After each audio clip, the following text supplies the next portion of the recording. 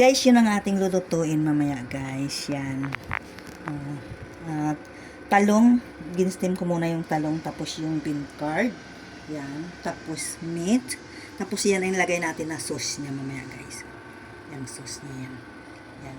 Tapos ito naman mamaya po ay steam natin yung itlog at dry scallop, pero pinalambot ko na yung dry scallop, guys. Yan ang lulutuin natin ngayon na ating ulam for tonight. Kaya ready to cook. Magre-ready na tayo para i-cook na natin, guys. Okay? Lagay muna natin dyan, guys, ang ating camera. Ay, sorry. Ayan. Tapos, luluto na tayo, guys. Very simple lang, guys, ang ating lulutuin para tonight.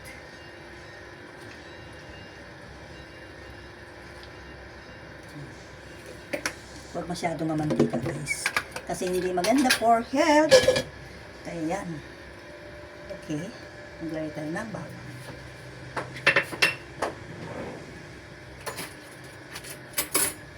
Yun ang ating lulutuin ngayon. Tapos,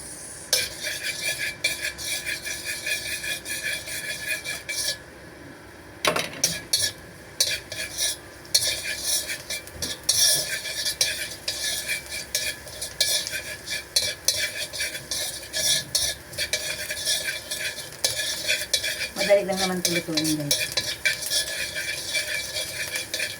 Basta na-prepare. Tapos lagay na natin yung ating karne. Haluin natin na mabuti.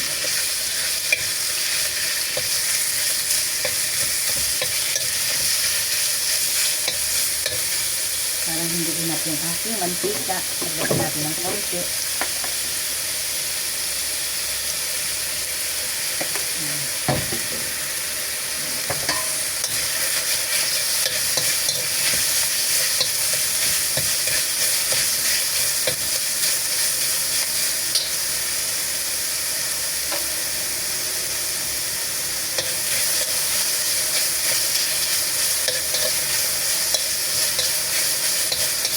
Madali lang po siya, guys, dito.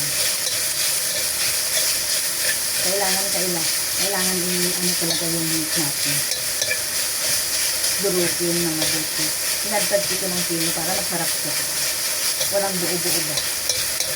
Kaya magandang pagkain.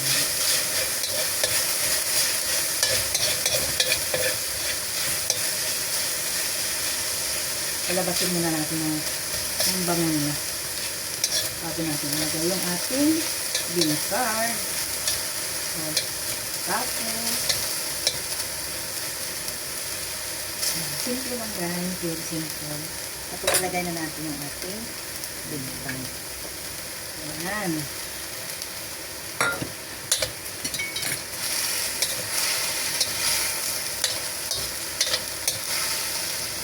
Isang slice lang yung binili ko, guys. Kasi 4 naman ang kami kakain.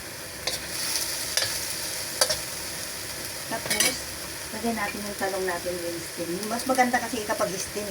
Ayaw ko yung ipiprito kasi parang ano siya, mamamantika. Kaya may nagturo din sa akin. I learned sa YouTube din na maganda yung steam para hindi siya mamantika. Sa iprito mo siya. Kasi dati piniprito ko siya, guys. Paano siya mamantika? Hindi siya healthy. Mas healthy itong ganitong steam mo siya. Tapos, ilagay na natin yung kanyang ito kahit hindi mo na muna siya lagyan ng asin kasi ito ano to medyo maalat.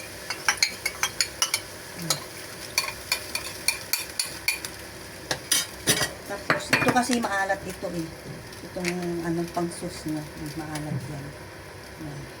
Kaya kahit hindi na muna lagyan ng asin, saka mo na lang timplahan pag medyo ay sorry nasaan na siya, nahulog. Kaya lagyan natin, guys, ng muna ng sugar. Brown sugar ang ginagamit ko. Kunti lang kasi masyado matamis. Brown sugar ang ginagamit ko sa pagluluto. Oh no. Ano bang nangyari sa aking cellphone? Huwag ka namang pasaway. Yan, guys. Tapos, madali lang siya magluto. Tingnan mo, ito na siya. Ready to, na siya. Pero pag medyo malapot, lagyan natin ng konting tubig. Marami ata akong nalagay na cornstarch. Yan. Pangit kasi kapag medyo malapot, guys. Yan, guys.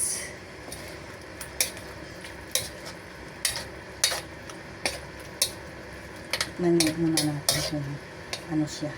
Tikman natin, guys. Okay lang ang timpla, guys. Pero medyo kulang-kulang siya ng konting sugar. Ito ka namang ganyan. Ikaw talagang cellphone ka, nahulog ka. Lagyan na lang natin ng konting sugar. Ayan, guys. Oh no!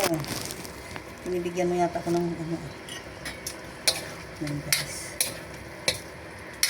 O, luto na siya, guys. Kasi luto na, everything kasi luto na siya. Kaya, hindi na siya pwedeng magtagal magluto. Luto na siya, guys. Ngayon, para mag-steam tayo ng egg natin, ilipat muna natin ito sa dito. Ilipat ko dito, guys. Luto na siya. Everything is okay na siya, guys. Mag-steam naman tayo ng itlog. Madali lang kasi ready. Everything naman na siya, eh. Tapos yung karne, hindi naman kailangan lutuin mo ng matagal kasi maging matigas siya, guys. Kaya tinadtad ko na siya ng maliliit, ng pinong-pino.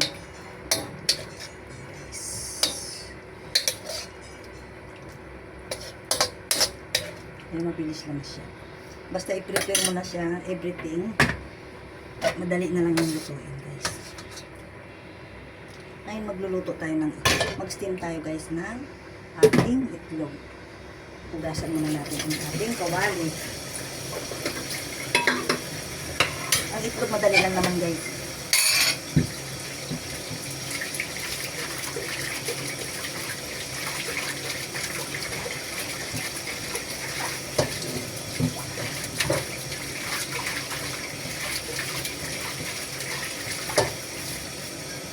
Magpakulo tayo, guys, ng tubig natin.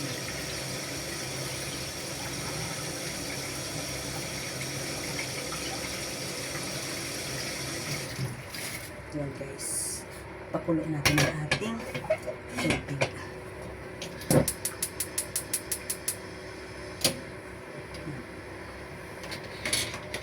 Lagyan natin ito.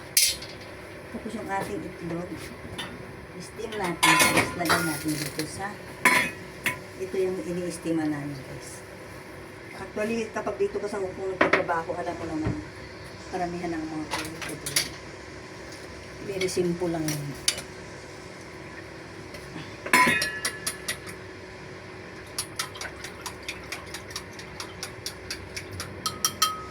Lagyan natin ng konting asin, guys.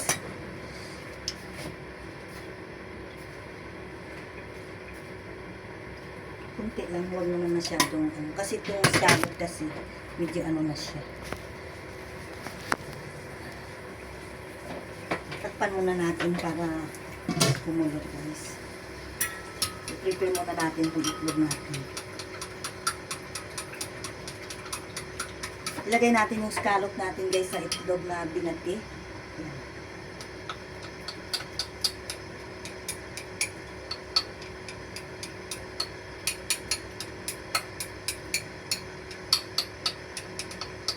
Dalaway lang na yung ulam namin. Yung talong at itong itlog.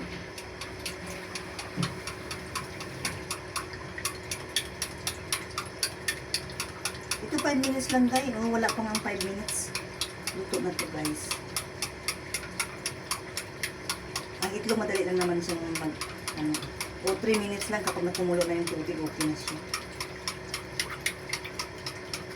Haluin natin na mabuti, guys, para hindi siya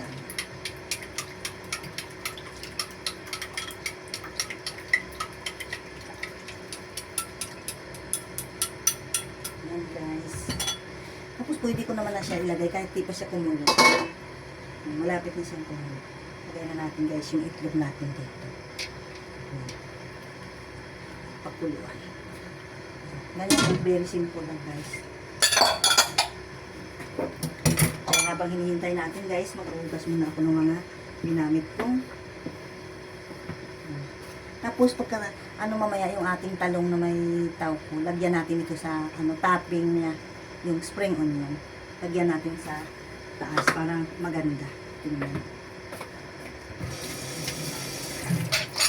Pupugas muna tayo guys ng ating. Madali lang yan. Mga 5 minutes lang guys. Tapos na yan. Pakita ko sa inyo mamaya. Ito na. Pupugas muna ako guys ng aming mga plato na ginamit. Mag-prepare na tayo ng lamisa.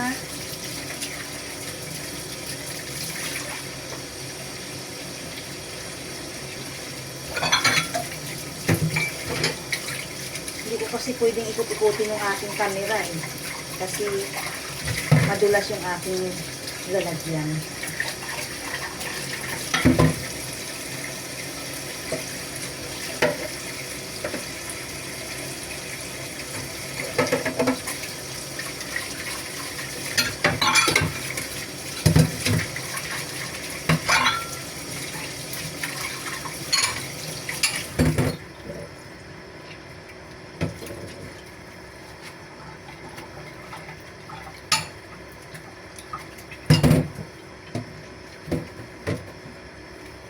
Very simple lang yung ating minuto para sa dinner guys.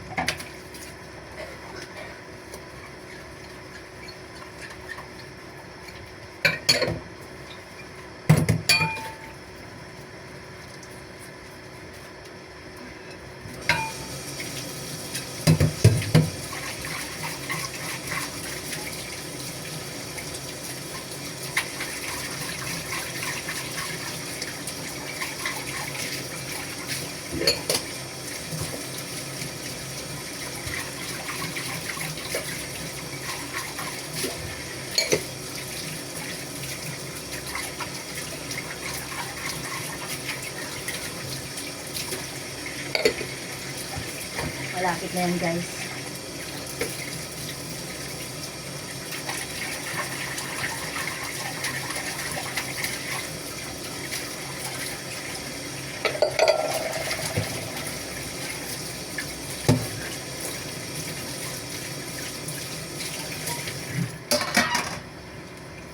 Maglagay na tayo guys ng ating ano muna. Prepare muna natin yung ating food.